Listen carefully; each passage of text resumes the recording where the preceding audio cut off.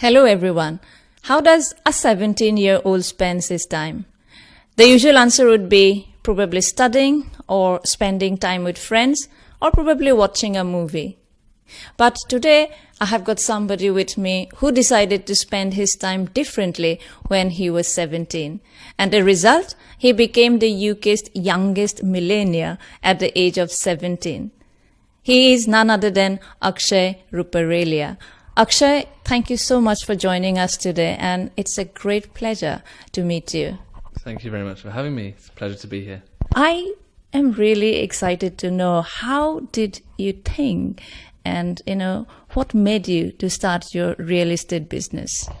Yeah, so I think going back to the first point as well, that falls in line with this. What you said highlights it perfectly. The experiences that you have, regardless of your life circumstances, there's always an opportunity to turn them into a positive, right? The saying is obviously every cloud has a silver lining, and it's actually true.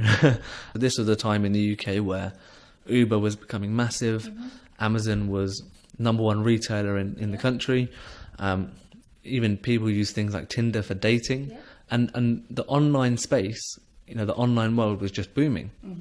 So I thought, why is this not happening in the property market? So I researched that and researched the real estate market, what we call it here, and thought, how do you use the internet to change the way things are done here? And this is where I fell into something called HouseSmart. So that was an app that I developed when I was 16, and that was about removing estate agents. So that was about having buyers and sellers speak to each other directly to sell a property. So they would talk buyers and sellers through just the app, so there is no middleman in between. Correct. So at first it started off with no middleman, but then I think at the end of the day it's down to what the customers want, what the consumers want in the UK. And after researching, I realised that they still want a middleman, but they want to have better service and lower prices. So that's when doorsteps came in. So are you saying that you realized that the property dealers here in the UK charge far too much, and then you brought this whole idea and the business model through which you helped customers to sell their houses at a really nominal price, which is, I think, just £99. Right. I think that's in Indian currency under 9,000 Indian rupees. So how much does the other property dealers usually charge for selling houses? Yeah, so the average fee in the UK is about 1.5% commission when they sell the property, and the average property price is about £200,000 to £300,000. Sure. So the average commission is around £3,000 to £4,000. Wow! So if I actually, convert it into Indian currency, it's more than £1 lakh, and the same service you are providing at not even 9,000 rupees. So I think that's game changing, in a way. But I wanted to ask this question. You are still in school, you are studying. Yes. So how did you manage both studies and, also probably trying to negotiate deals over phone during lunch breaks? Did it affect studies? How did you manage?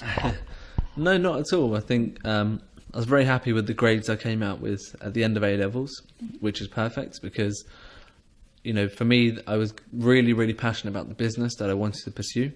So having good grades meant I had a plan B. So I think something in business is always important is have a plan B. So if I'm fully pursuing, with all my belief into the business, if worst case that it did fail, I can go back to university because the grades allowed me to. So that's where I think that's the first important thing. You are now financially totally independent. So how do you spend your money? So like I said earlier, I think most, pretty much every penny that comes out of the company goes straight back into the company. So what we're really trying to do is reinvest for future growth. I'm not too bothered about personal funds at the moment. And in fact, I pay myself a salary that's less than the UK average, just to fund my day-to-day lifestyle. Otherwise, the rest of the money does go back into the company. What about cars and your own home? Do you own them or you still live with your family? Not at all. So I still live with my family at the moment. I live with my parents, and I don't own my own car yet, because every penny goes back in. Fantastic. I think your story is truly inspiring, and I have no doubt that, this will touch so many people's heart. And I would like to say that, I wish you all the very best for your success, and thanks again for taking the time out. Thank you very much. Thank you. This is Hiramoni Sarma from London.